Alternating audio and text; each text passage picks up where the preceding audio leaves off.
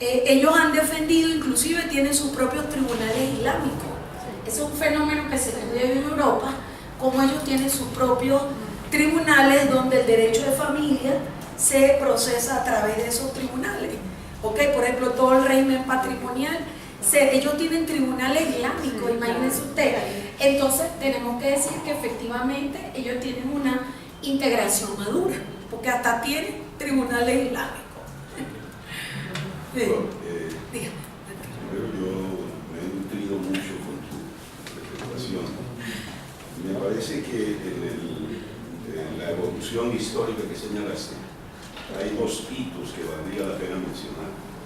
Uno es la postura de Albert Einstein, que al término de la Segunda Guerra Mundial, cuando le ofrecen ser presidente del Estado israelita, él no acepta y dice que él lo que quiere es la construcción de un Estado mundial federado.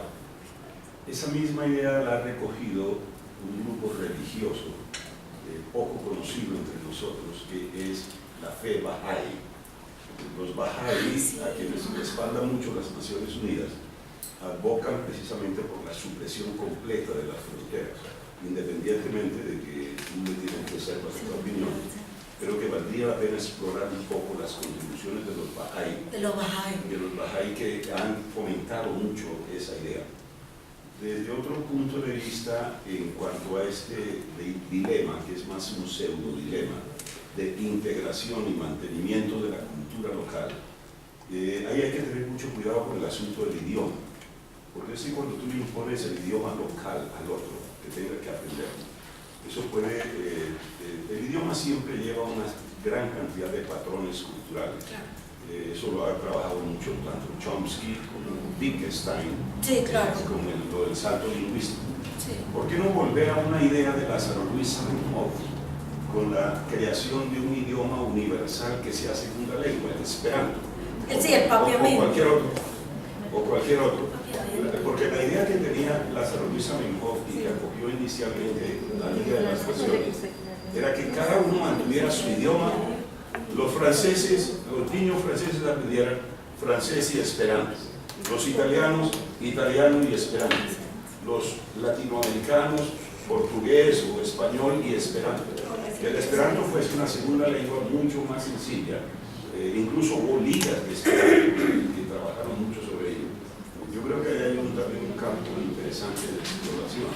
Porque es que de todos modos, cuando tú le dices tienes que aprender la lengua, aprender esa lengua sin que te destruya tus valores culturales, desde luego algún tipo de penetración existe. Sí, bueno, profe, yo por lo menos sí había escuchado lo de la fe Bahá'í. De hecho, nosotros también hemos oído lo del papiamento, ¿no? Y de alguna manera hoy el inglés es la lengua franca.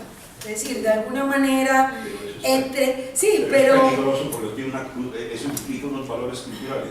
Yo preferiría el esperanto al inglés. Claro, pero yo creo, profe, porque el esperanto es creado, sí.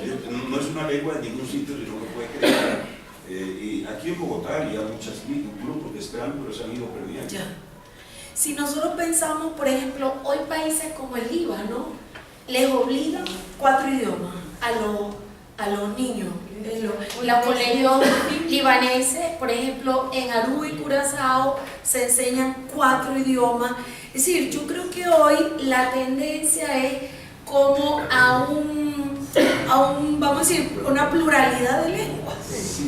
Ahora, imponer una lengua, por ejemplo, mundial, yo creo que tiene que venir más bien por un ejercicio de ciudadanía pero no puede ser como una imposición, creo yo, de los estados. Yo creo que, o sea, hay que mantener las riquezas lingüísticas de los países.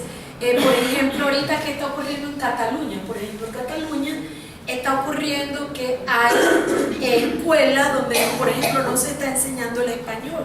Es decir, se exacerba tanto el nacionalismo que entonces se le priva son escuelas donde no se está enseñando español, porque entonces se caen en esos nacionalismos exacerbados. Pero yo creo que, por ejemplo, aprender la lengua del estado receptor de migrantes sirve sobre todo para que esa persona no sea vulnerada. Es decir, yo creo en esa idea porque el no manejo, de alguna manera, ¿qué ha pasado, por ejemplo, con las democracias? Las democracias nos imponen los contenidos de la mayoría. Obviamente para eso está la objeción de conciencia, cuando mi moral interna está en contraste con esa moral, ¿verdad?, pública, que entra en contraste con mis propias convicciones. Pero es que hay realidades sociales como la europea, donde hay tantas lenguas en países tan pequeños, que por eso sí sería bueno universalizar no un idioma, sino una segunda lengua, que era la propuesta de Salomón, con el esperanto. ¿Sí? ¿Por qué no? Y se está generalizando, García Márquez lo decía muy folclóricamente, es que el idioma universal del futuro va a ser el inglés mal hablado, segunda lengua. Y eso es lo que está ocurriendo. Claro. Pero eso implica llevar unos valores de la cultura inglesa. Claro. En cambio, el esperanto es un idioma generado y creo que de pronto hay que retomar la idea del esperanto que se perdió. Sí. Bueno, todo eso tenemos que reflexionarlo y meditarlo. Lo que yo sí por lo menos he querido compartirles estas ideas, que yo creo que estamos como a pequeños pasitos, hay mucho por hacer.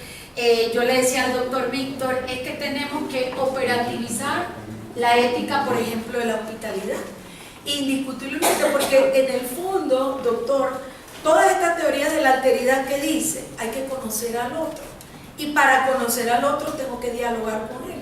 Entonces, si yo ni siquiera manejo su lenguaje, o llegaremos al lenguaje de señas, ¿verdad?, que era el lenguaje, por ejemplo, de la antigua Italia, por lo menos de Nápoles, y por eso los italianos son tan expresivos, precisamente porque el lenguaje entre ellos era de señas, no era vocal, sino de señas. Entonces, bueno. Sí, no, solamente yo quería, una opción para aquello del lenguaje es lo que se ha hecho en una ciudad, por ejemplo, como Nueva York. Nueva York yo creo que es la ciudad experta en lo de la ética de la hospitalidad, porque es una ciudad con mucho flujo de inmigrantes constantemente, y las personas llegan por un mes, por un año, por 10 años, ¿cierto? Y llegan a hacer su vida. Entonces, ¿qué pasa en Nueva York? Allá hay intérpretes para todo. Cuando yo era abogada en una firma, yo tenía clientes, por ejemplo, llegó ese señor, cuando hablaban español, pues muy fácil para mí para comunicarme con ellos, ¿cierto? Pero podían llegar, por ejemplo, me llegaban, no habla sino mixteco. O sea, ya eso es el otro extremo, ¿cierto? Esta persona de México que llega y no habla sino mixteco, y no hay sino un intérprete de mixteco en toda la ciudad, a esperar 6 horas a que llegue el intérprete, porque esta persona tiene el derecho de una persona que le hable su idioma, y eso pasa en las cortes, en los hospitales, en todos los procedimientos, y por eso, cierto, es un gasto para el Estado de siempre tener intérpretes de todas las lenguas. Sí. Pero es un manejo. Por ejemplo, en la Unión Europea, si nosotros pensamos en el Tribunal de Luxemburgo, hay 2 edificios de puros traductores, ¿ok? Ellos tienen ahí, bueno, ustedes pueden, por ejemplo, un italiano va a redactar la demanda, por ejemplo, ante el Tribunal de Justicia Europeo en su propio idioma, y el Estado, o sea, la Unión Europea está obligada a dar intérpretes públicos en todos los idiomas oficiales de la Unión. No solamente públicos, privados también, porque si yo trabajo en una firma de abogados, tengo una persona a quien hacer la interpretación, tengo que, o sea, ese costo es mío, el intérprete. Sí. Es un costo más del litigio. Yo quería solamente como un punto de reflexión, ¿no? Hasta dónde la integración nos permite, o sea, hasta dónde esas políticas de integración pueden ir. Yo no sé si conocemos, pero a mí me ha llamado la atención últimamente que hacia el futuro Canadá va a tener un problema gigantesco social. Y es que los que están viviendo ahora están diciendo cómo en esa política de francización que hizo, es una política de Canadá, permitió el flujo de muchos inmigrantes. Pero ¿cuál es la calidad de vida de ellos en este momento? O sea, en este momento Canadá está afrontando un problema social muy grave, y con sus jóvenes el Estado quiere brindarles todo, incluso le pagan para que vaya y aprenda el francés en Canadá, y el problema social es gigantesco, está monumental, o sea, está llegando por montones digo no solo africanos que entendería uno, sino que estadounidenses. Es impresionante la corriente migratoria de estadounidenses en Canadá, y en ese momento el Estado está mirando qué va a hacer con esa problemática. Los africanos que están llegando, todas las mujeres casi por regla general llegan con 5 niños y embarazadas. Eso es horrible. Como no se pueden integrar porque la lengua no se lo permite aún, ¿cierto? Están en las corrientes, por ejemplo, de delincuencia muy graves en Canadá. Y entonces nadie habla del problema de Canadá porque es un estado, se supone que de bienestar. Del primer mundo. El nacional también se está, o sea, hay más, ahora se les fue la mano, ahora hay más extranjeros que propios nativos. Y hay una, como esa, se empieza a generar esos roces. Sí, Pero nadie habla de la problemática de Canadá. sí, porque realmente fíjense que todo el mundo de la migración está, vamos a decir, condicionado mucho por el ambiente mediático. Pero si nosotros pensamos en un país como Canadá, Canadá es un país de emigrantes, es decir, si usted habla, hay ciudades donde todos son extranjeros o hijos de extranjeros. Te lo comento porque casualmente tengo bastantes amistades allá y todos me dicen, Flor, aquí todos somos extranjeros.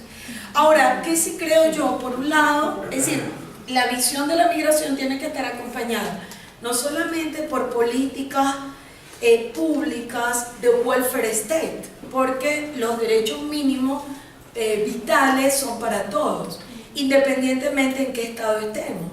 Pero obviamente necesitamos por un lado cuantiosos recursos y por el otro lado la cooperación internacional. Yo creo que nada se hace, por ejemplo, solo dando ayuda a los países hoy como Colombia, receptores de migrantes venezolanos, si no se atacan las causas, por ejemplo, de dictaduras en ciertos países, como en mi país, como por ejemplo en dictaduras en estados africanos, en condiciones de pobreza. O sea, mientras los estados no se desarrollen, siempre va a haber esa migración del país donde hay precarias condiciones de vida, hoy también por hecho de corrupción, hacia estados que tienen un cierto bienestar o un cierto welfare state. Pero si tú analizas, profa, el welfare en Europa está todo colapsado. Hospitales en Italia, hospitales en Alemania. Es decir, hay un verdadero colapso hoy de un estado de bienestar por el tema de los recursos. Por un lado, por la mala gestión del gasto público en los estados internos. Pensemos un país como Grecia, que colapsó y pudo ser salvado por la Alemania de la Merkel. Y que todos sabemos que Alemania e Italia y Francia son los que, sobre todo Francia y Alemania, son los que mueven la Unión Europea. Pero realmente, como Canadá está colapsada, el welfare state de Italia y el welfare state, por ejemplo, de la propia Alemania. Entonces, realmente yo creo que las políticas internas de los estados receptores de migrantes tienen que acompañarse de políticas de los propios estados para favorecer las democracias en los estados. Yo creo que eso es vital, para que las personas no tengan que huir de un país a otro. Eso. Hay una norma peruana de reciente publicación, el decreto legislativo 1350 del año pasado, y ese lo traigo a colación porque es un enfoque de la migración desde una perspectiva compleja, multidimensional, multifactorial, que necesita reciprocidad, complementariedad, pero que está centrado en un enfoque de la persona, los derechos fundamentales del migrante, el aporte del migrante, la prevalencia de los derechos de los niños vulnerables. Y hay un tema que llama poderosamente la atención, y que es una definición de integralidad, no sobre lo político, no sobre lo social, no sobre lo económico, es el hombre y su circunstancia, pero desde el punto del añadido de valores y de aportes que hace un migrante al país que lo acoge, e incluso al país donde recobra fuerzas y se impulsa a tránsito a otros. Esta visión peruana de la migración como un aspecto humano y además de ello desde un enfoque multidimensional e integral, creo que le da lecciones a cualquier país de la región, pero también al occidentalismo jurídico y a Europa. Esta norma creo que deberíamos nosotros mirarla y junto con Flor y los otros amigos estamos trabajando una propuesta para que el Congreso de Colombia flexibilice un poco el tema migratorio. No es ánimo de crítica, no es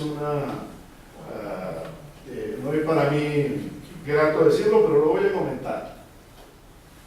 Reitero, yo soy agradecido con Colombia, con sus instituciones, con esta universidad, con mis amigos, con Dios Todopoderoso, pero mi hija pequeña, María Lourdes de Jesús, vivió como apátrida 4 años, porque no le dieron papeles.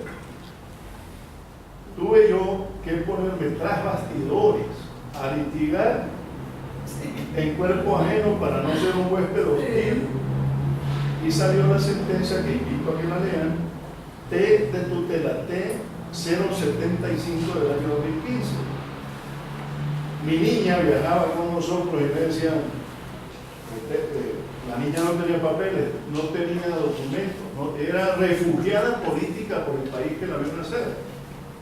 Y todo porque habían confundido el concepto de domicilio con el de residencia. Y la norma, la Constitución habla de domicilio.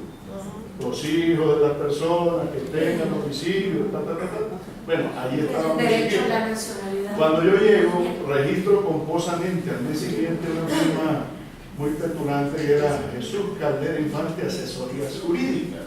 Claro, pensando en que Bello, que fue muy luminoso, hace el código para ambos países y digo, coño, si el código de Bello aplica en Venezuela, también el código de Bello está vigente en Colombia, por allí me voy a ir, tengo domicilio.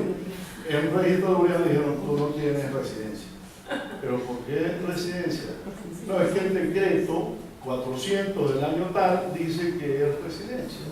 Claro, desde el punto de vista regulatorio, residencias son visas acumuladas en el tiempo que conducen a nacionalidad.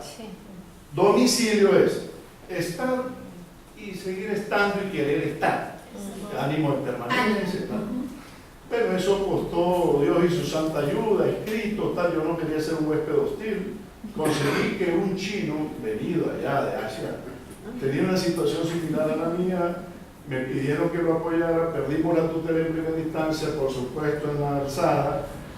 Bregamos Dios y su santa ayuda para que la Corte Constitucional revisara el tema y después, por vía de excepción de inconstitucionalidad, dijeron: ay, santo Dios, domicilio no es lo mismo que residencia. Inaplíquese este parágrafo.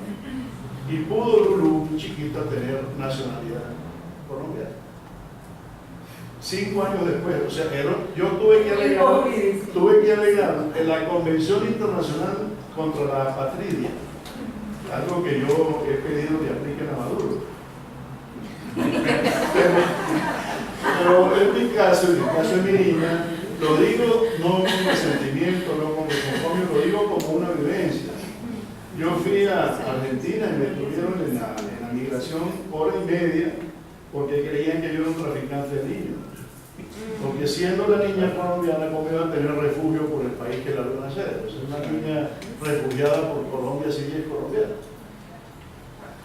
Es un tema de una visión, por eso esta norma peruana invito a que la miremos desde una perspectiva de la juridicidad latinoamericana que yo defiendo. Gracias y disculpen. Gracias.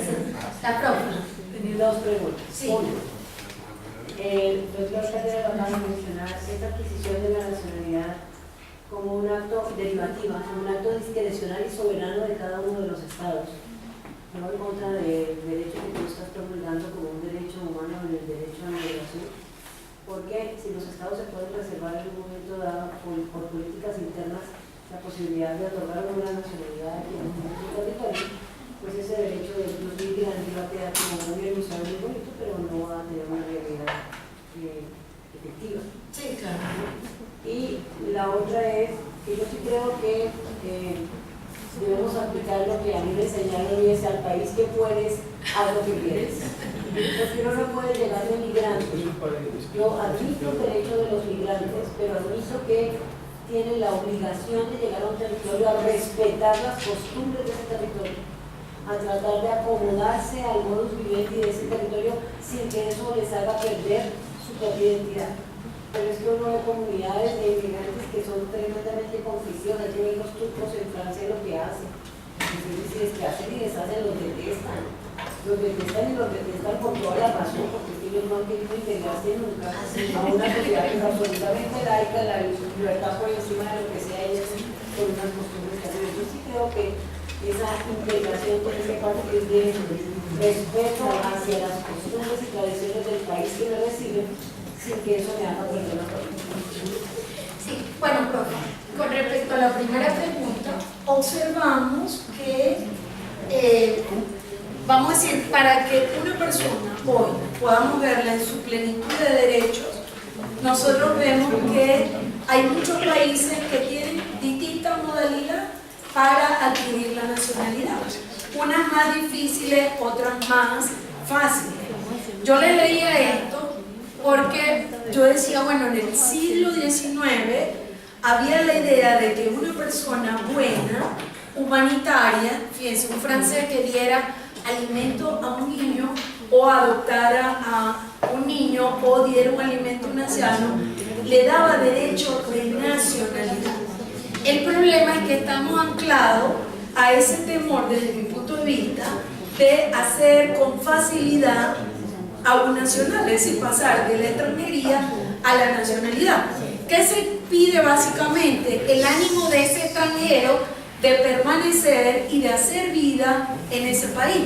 Por eso es que, por ejemplo, en Colombia se pide que nace el derecho, por ejemplo, a optar a la nacionalidad colombiana cuando se tiene, por ejemplo, una visa de residente.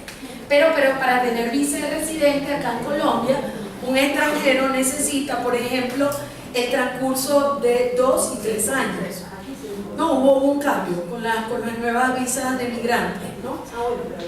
Sí, pero por decirle algo, Colombia pide 5 años para ser nacional.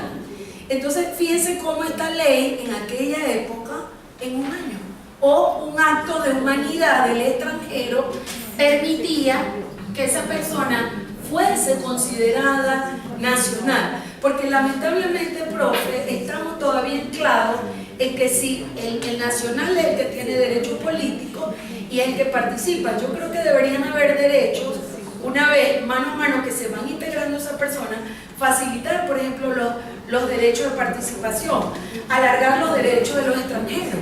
Eso es lo que han hecho muchas constituciones. Por ejemplo, la venezolana, si ustedes la analizan, por ejemplo, una persona nacionalizada puede ser diputado en Venezuela, puede ser gobernador en Venezuela, un nacionalizado. No piden, por ejemplo, para los cargos de ciertos cargos políticos, de, por ejemplo, diputado o gobernador, ya no se pide, por ejemplo, el nacional por nacimiento. Y eso es un progreso. ¿Por qué? Porque hay la concepción del extranjero que va llegando, hay que irlo integrando. Entonces, el alargamiento de los derechos políticos de los extranjeros considero que es importante. Por ejemplo, hoy en Italia se reflexiona mucho el jus soli, porque la ley anterior italiana decía que, por ejemplo, el nacido de, por ejemplo, una familia turca tiene un niño italiano, tenía que esperar hasta la mayoría de edad para hacerse italiano. Entonces pasaba 18 años siendo extranjero. Entonces son leyes que desde mi punto de vista ya hoy están obsoletas.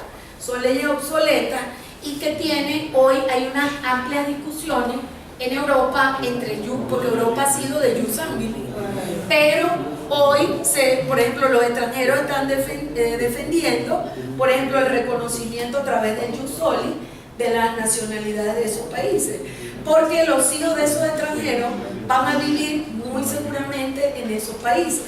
Entonces permanece, imagínense, profe, 18 años sin ser, siendo extranjero. Entonces, por un lado, yo creo que todo ese debate del alargamiento, por ejemplo, de derechos políticos de extranjeros, hay que hacerlo, de derechos de participación.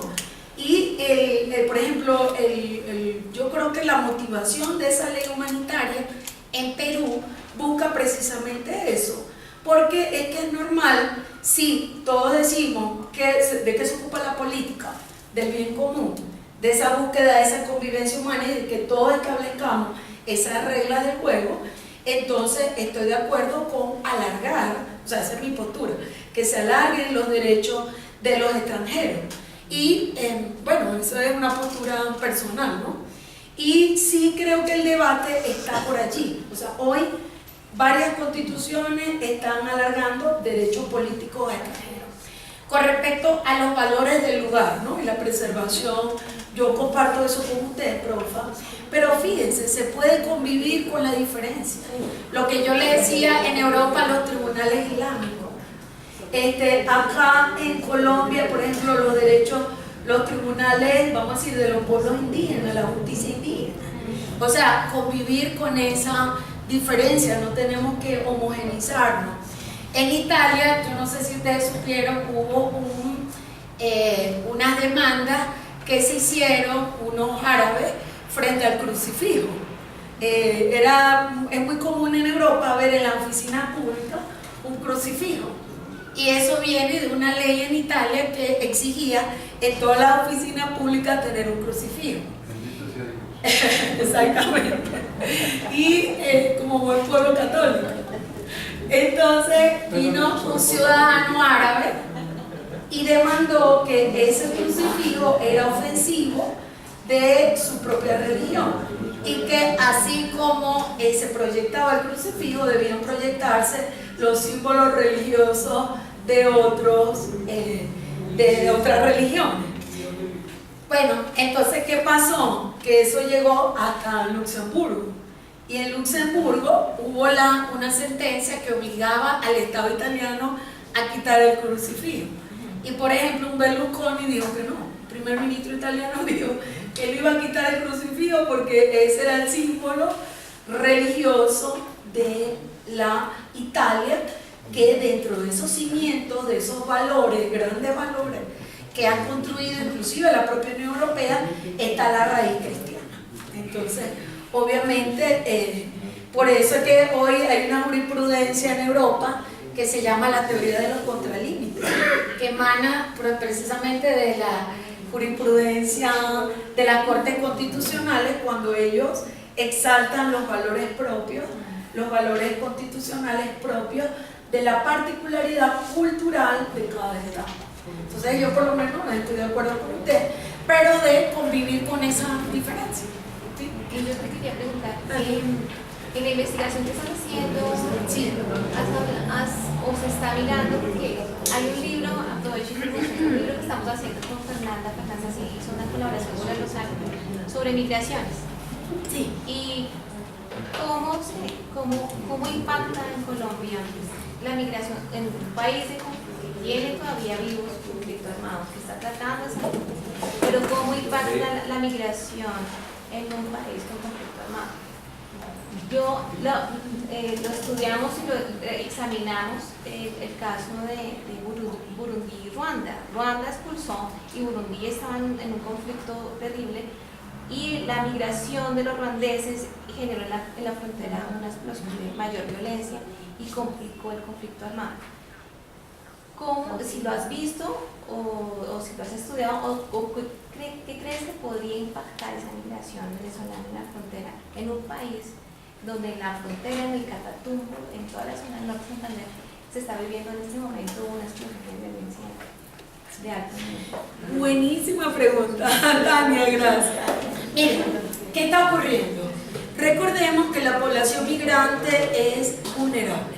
Es decir, hoy las redes sociojurídicas que me invitó muy cordialmente la doctora Fernanda, por ejemplo, los abogados que están allí están estudiando los perfiles de vulnerabilidad de los migrantes venezolanos. Y es un perfil multidimensional. Es decir, la vulnerabilidad, pues ya el migrante de por sí, un migrante forzado, es ya vulnerable. Pero si a eso le añades que es niño, o le añades que es homosexual, o le añades que es mujer, aumenta el perfil de la vulnerabilidad. Y de hecho se están estudiando hoy, y me llama la atención, y de verdad que lo felicité con Fernanda, compartimos muy rico, donde hay un perfil hoy del migrante venezolano con esa multidimensionalidad de la vulnerabilidad. Es decir, la vulnerabilidad es multifactorial. Entonces, si nosotros pensamos, yo leía, creo que reclutamiento de, por ejemplo, migrantes venezolanos, que en su mayoría hay muchos muy pobres. Entonces, estas personas son muy vulnerables a la delincuencia organizada. Entonces, obviamente, inclusive hubo unos ataques en Barranquilla, no sé si fue del ELN, Tania, que se le atribuían a que había inclusive militares venezolanos involucrados en esos atentados, en esos explosivos. Se le había verificado cédula venezolana. Entonces, indiscutiblemente estos son riesgos de una migración que hay que estudiar esos perfiles de vulnerabilidad para que no sean sujetos presa de, por ejemplo, delincuencia organizada o de grupos rebeldes o grupos armados, ¿verdad? Para que no sean sobre todo víctimas de ellos. Entonces, porque obviamente es un cóctel humano, ¿verdad? Muy frágil y muy volátil. Todos sabemos que muchos migrantes venezolanos llegan con grandes necesidades económicas, llegan con grupos familiares, o hay unos que llegan solos, hombres solos, mujeres solas, pero lo que ellos producen acá lo están enviando a Venezuela como remesa familiar para alimentar la familia en Venezuela. Entonces, indiscutiblemente, si la migración, hace poco hubo, aquí ha habido 3 medidas de PEP, de permiso especial de permanencia, y el último PEP fue muy interesante, porque en ese PEP se registraron venezolanos indocumentados, porque muchos venezolanos tenían miedo a mostrar sus documentos por temor a ser, por ejemplo, deportados, ¿okay? Por la migración irregular, ¿okay? Nunca hay que decir ilegal, que ellos no son ilegales, sino migrantes irregulares. Por ejemplo, migrantes que han entrado sin pasaporte, sin un sello de entrada por los puestos de movilidad fronteriza. Entonces, ¿qué ocurre? Imagínate, aquí hay personas que todavía no tienen ni siquiera un documento de identidad, un pasaporte. Entonces, estas personas son muy vulnerables, y eso tienen que entenderlo, por ejemplo, el Estado colombiano a la hora de hacer una política migratoria, porque, por ejemplo, la regularización, y de hecho la política migratoria colombiana ha afirmado que el primer paso es la regularización, identificación de las personas, un censo, ver y luego ir identificando necesidades por familias. Todo eso está proyectado a hacerse acá en Colombia. Indiscutiblemente es un paso precisamente para ir reduciendo los riesgos de vulnerabilidad. Hay muchos problemas todavía, por ejemplo, el tema de la homologación de los títulos.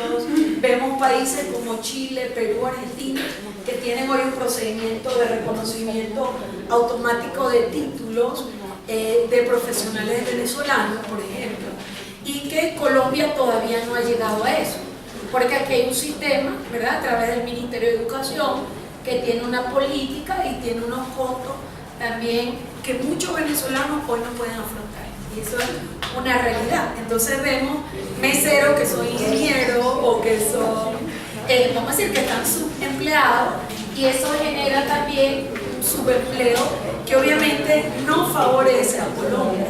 Colombia tiene una realidad de un subempleo de un 50%, y si uno habla con los economistas, los estados optimales son donde hay pleno empleo. ¿Okay?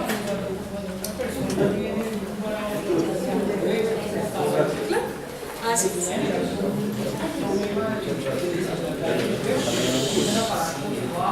Así es. Sí, la explotación laboral.